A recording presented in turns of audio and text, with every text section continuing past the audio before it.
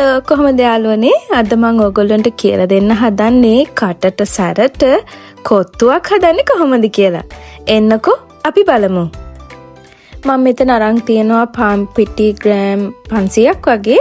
ඒකට ලුණු හැඳි 2ක් දාලා තෙල් ටිකක් දාලා පොල් තෙල් හරි සන්ෆ්ලවර් ඔයිල් හරි ඔලිව් ඔයිල් හරි කමක් නැහැ. ඔයාලට තියෙන තෙල් ජාතිය පාවිච්චි කරලා මේක හොඳට කලවම් කරගන්න ඕනේ. ලුණු ටිකයි තෙල් ටිකයි පාන් පිටි ටිකයි හොඳට මිශ්‍ර වෙනකම්. ඊට පස්සේ අපි වතුර ටික ටික දාලා මේක පිටි මෝලියක් අනා ගන්න ඕනේ. සාමාන්‍ය මේ ටික ඔක්කොම එක ගුලියකට හොඳට එනකම් මික්ස් එක හොඳින් අතින් තද කරන්න නැතුව අනා ගන්න ඕනේ. දැන් අපේ පිටි මෝලිය ගොඩක් දුරට හරි සොෆ්ට් එකට ඇනිලා තියෙන ඕගොල්ලන්ට පේනවා. තව ටිකක් හොඳට නීට් කරලා රවුමක් කැඩේට හදලා මේක පොඩ්ඩක් රෙස්ට් එකේ තියන්න ඕනේ. තෙල් ටිකකුත් දාලා මොකද මේක පොඩ්ඩක් පිපෙන්න ඕනේ නිසා. එතකොට තමයි අර රොටිය ස්ටිකිනස් විදිහට ඇදිලා එන්නේ. දැන් අපි විනාඩි 20ක් විතර මේක රෙස්ට් එකේ තිබ්බා. දැන් බලමුකෝ කොහොමද වෙලා තියෙන්නේ කියලා. හරිම සොෆ්ට් වෙලා පිටි මෝලිය ඇදෙනවා. අපි ඇදලා ගන්නකොට ඔයගොල්ලන්ට පේනවා වීඩියෝ එකේ. දැන් ඉතින් ඔයාලට කැමති විදිහට බෝල හදා ගන්න තමයි තියෙන්නේ. ප්‍රමාණයක් කියන්න ඕනේ නැහැ. ඔයගොල්ලන්ට හිතෙන විදිහට සාමාන්‍යයෙන් අල්ලේ තරමට වගේ පිටි බෝල හදාගෙන තියාගන්න.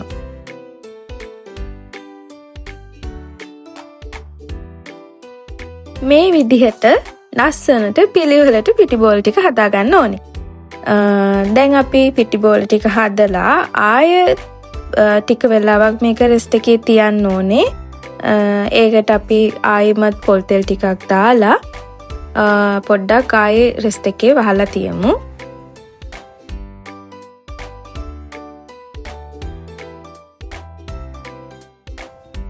විනාඩි 10කට විතර පස්සේ මම දැන් හදන්නේ පරාට රොටි ටික හදාගන්න.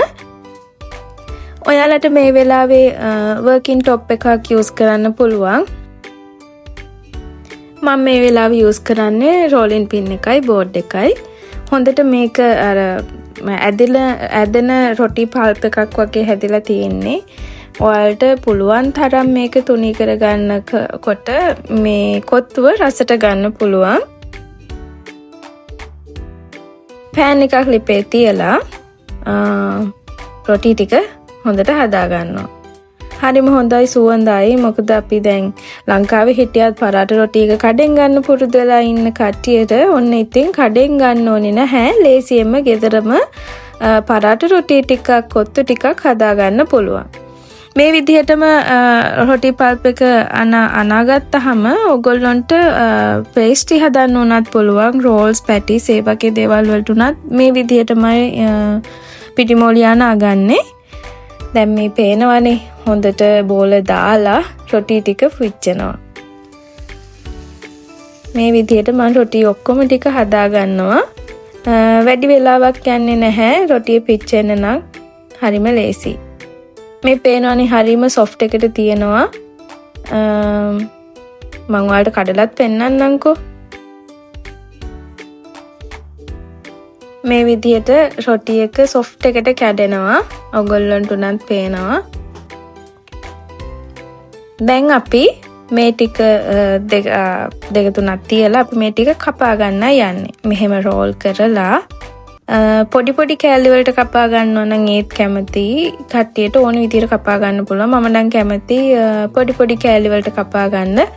එතකොට ගොඩක්ම අර අපි කොත්තු මිශ්‍රණය හදනකොට රොටි එකට 3-5 ಜಾති හොදි ටික හොඳට ඇබ්සෝබ් වෙලා රසයට එනවා. මම ඒ හින්දා පිළිවෙලට මේ ටික කපා ගන්නවා.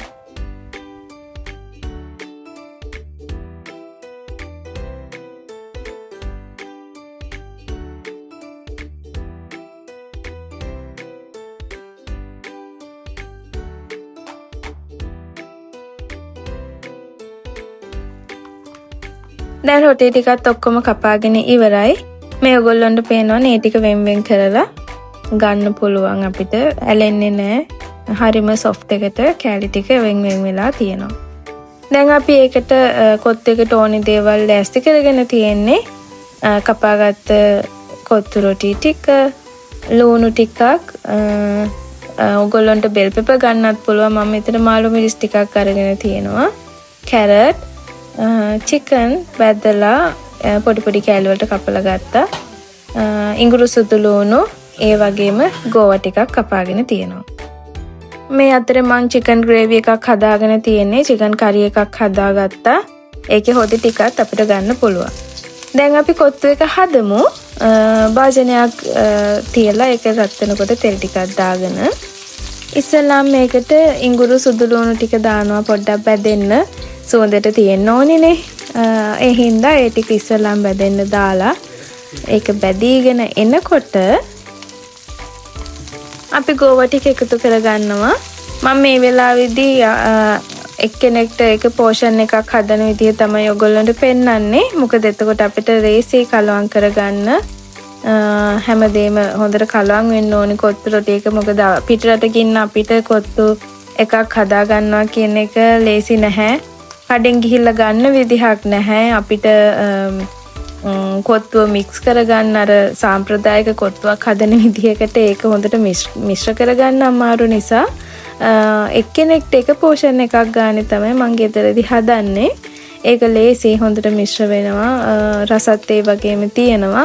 අපිට කොත්තුව ගහන්න විදිහක් නැති නිසා හැන්දෙන්න තමයි මේ ඔක්කොම ටික කරගන්න වෙන්නේ. දැන් මම කැරට් ටිකකුත් එකතු කරගන්නවා.